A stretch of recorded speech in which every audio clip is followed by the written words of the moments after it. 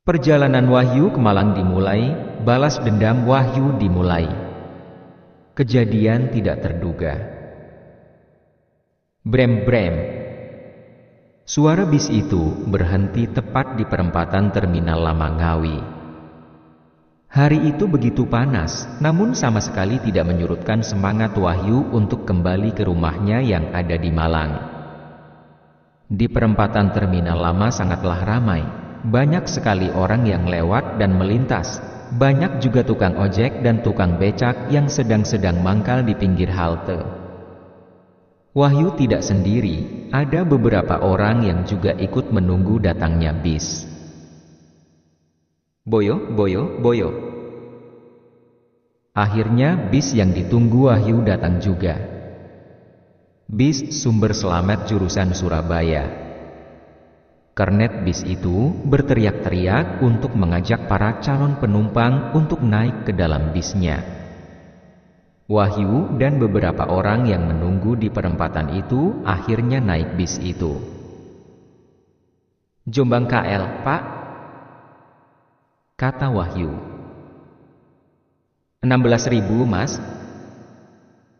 Kata kondektur bis itu. Wahyu segera mengambil uang dan memberikannya kepada kondektur. Wahyu mengambil sebuah kursi kosong yang ada di pinggir jendela.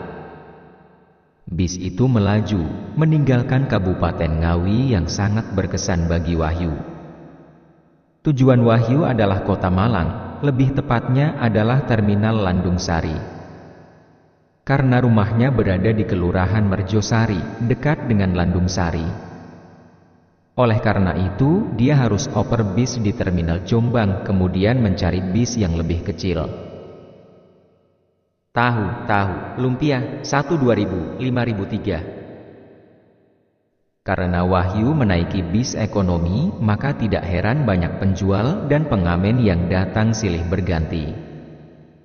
Suasana bis semakin padat ketika banyak penumpang yang mulai menaiki bis dan terpaksa berdiri karena tidak mendapatkan kursi.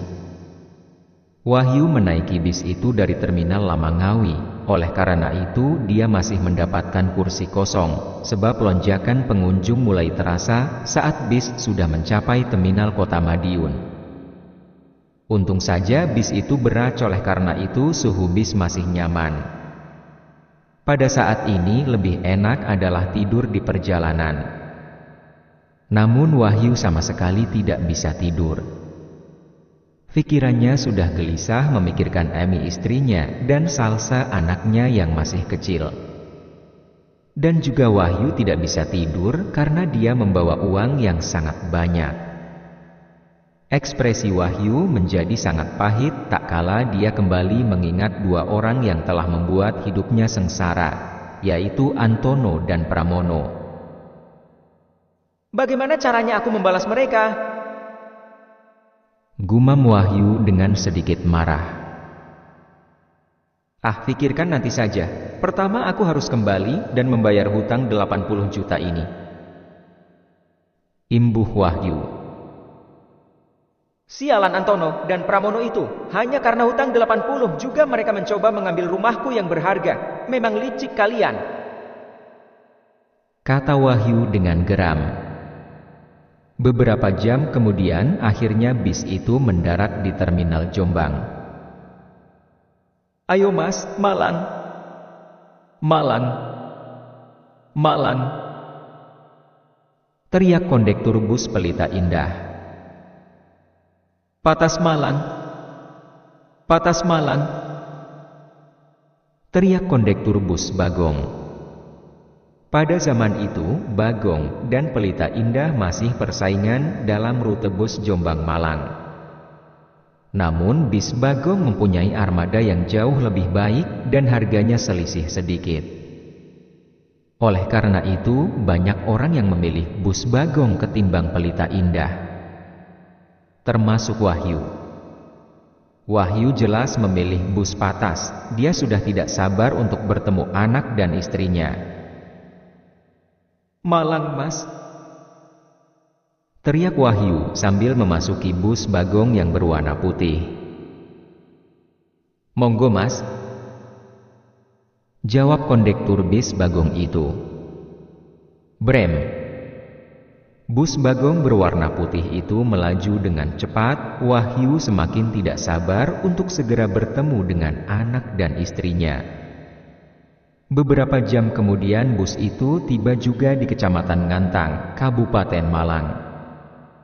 Perlu diketahui bahwa Ngantang merupakan kecamatan di Kabupaten Malang yang paling pinggir yang pasti dilalui orang ketika hendak ke kota Malang via Jombang. Hati Wahyu semakin gundah gulana memikirkan anak dan istrinya.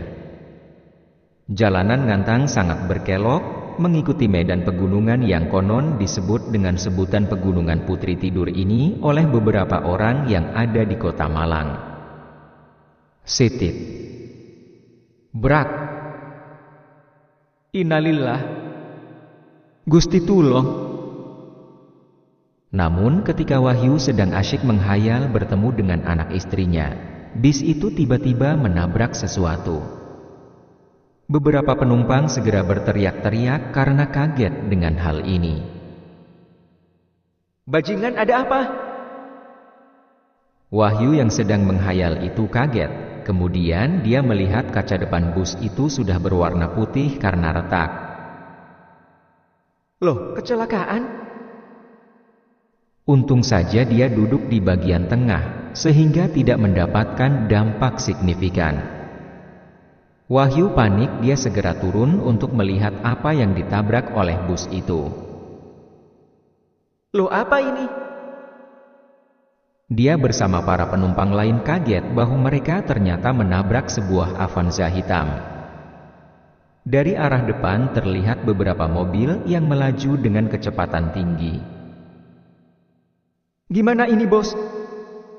Sial, kenapa harus nabrak juga?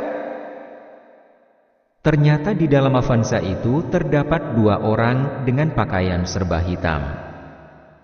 Mereka tampak sedikit panik karena dikejar oleh 2 mobil dari arah kota Malang.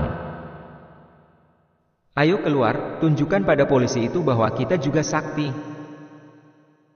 kata salah seorang pria. Kemudian temannya mengangguk. Kedua pria itu segera memakai topeng berwarna hitam dan sepasang celurit. Mereka berdua keluar dari mobil dan langsung menghadang mobil yang mendekat. Ayo hadapi aku, polisi bangsat! Teriak salah satu pria bertopeng sambil berdiri dengan tegap. Sitit. Kedua mobil itu berhenti dan beberapa polisi dengan pistol keluar dari mobil sambil menembaki pria bertopeng dengan celurit. Dor. Dor. Dor. Namun sayang sekali pria bercelurit itu sama sekali tidak terluka dan tampak baik-baik saja. Bahkan pria bercelurit itu berjalan dengan perlahan sambil bersiap membacokkan celuritnya pada polisi yang mengejarnya itu. Beberapa polisi itu memilih untuk mundur beberapa langkah sambil mempertahankan pose defensifnya. Komandan, bagaimana ini? Tanya salah seorang polisi kepada komandan yang memimpin pengejaran ini. Gembong-gembong narkoba bajingan. Ternyata mereka punya kesaktian, pantas ajak berani ngedarkan narkoba secara terang-terangan di kota Malang, kata komandan polisi itu. Sialnya mereka malah hendak menyandera penumpang bus. Bajingan mereka. Apabila kita tidak dapat menangkap kedua bajingan ini, yang penting kita bisa menyelamatkan para penumpang bus, kata komandan itu yang memilih untuk memprioritaskan keselamatan penumpang bus. Namun sayangnya salah satu pria bertopeng segera berlari menuju ke arah penumpang bus. Hati-hati, mereka hendak menyandera kalian, teriak salah seorang polisi. Kabur! Ayo cepat pergi. Tolong.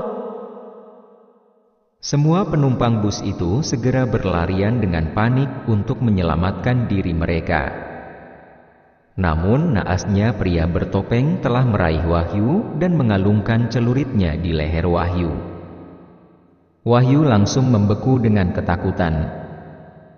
Keringat dingin langsung membasahi seluruh tubuhnya. Duh, mati aku. Kata Wahyu dalam hatinya dengan ketakutan. Ayo kalian mundur, jangan ikuti kami, atau orang ini mati. Teriak pria bertopeng yang menyandra Wahyu. Bajingan! Mereka menyandra orang tidak bersalah. Komandan polisi itu tampak begitu frustasi. Suasana segera berubah menjadi hening. Para polisi dan kedua penjahat itu sama-sama mempertahankan posisi mereka. Polisi harus memprioritaskan keselamatan Sandra, oleh karena itu mereka tidak bisa bergerak sekarang. Ternyata kedua penjahat itu penjahat yang bengis. Pria bertopeng yang menghadang polisi berkata, Loh, nggak mau mundur? Bro bunuh orang itu sebagai peringatan. Teriak pria bertopeng. Komandan polisi kaget. Dia tidak bisa membiarkan penjahat itu untuk membunuh Sandra. Oleh karena komandan itu segera memerintahkan anak buahnya untuk menembak. Tembak! Jangan biarkan penjahat ini lolos. Duar. Duar. Duar. Suara rentetan tembakan itu terdengar dengan keras, namun sayangnya penjahat yang menghadang polisi itu masih berdiri dengan sombong. Kalian ngapain? Apa kalian pakai peluru kalian mempan? Kata pria bertopeng itu dengan nada yang sombong. Rupanya penjahat-penjahat ini mempunyai ajian yang sangat tinggi, mengakibatkan mereka berdua sangat sakti dan peluru tidak mempan kepada mereka. Tolong, duh, mati aku. Wahyu lemas ketika melihat penjahat yang mengkalungkan celurit itu segera menarik celurit untuk memotong kepalanya. Mati kowe, kata penjahat itu. Namun sesaat sebelum penjahat itu menarik celuritnya, Wahyu mendengar sebuah bisikan goib yang sangat akrab di telinganya. Mas, jangan takut, aku ngewangi panjenengan. Loh Nyai. Wahyu langsung tersentak mendengar bisikan goib dari Nyai Handayani. Penjahat itu menarik celuritnya, namun celuritnya seakan menggorok besi, sama sekali tidak bisa melukai kulit leher Wahyu. Penjahat itu kaget sebab dia juga mempunyai ajian sakti yang sama saktinya dengan penjahat yang menghadang polisi, namun dia masih tidak bisa membunuh orang ini. Loh, aku selamat? Duh Nyai matur nuwun, kata Wahyu dengan lega ketika dia kebal dengan celurit penjahat itu.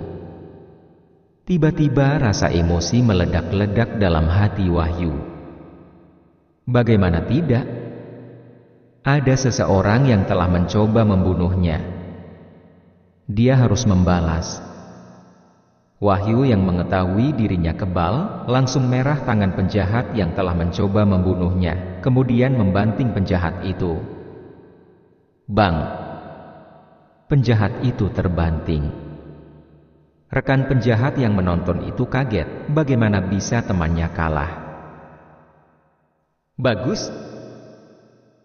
Komandan polisi itu tampak sangat senang melihat perkembangan baik ini.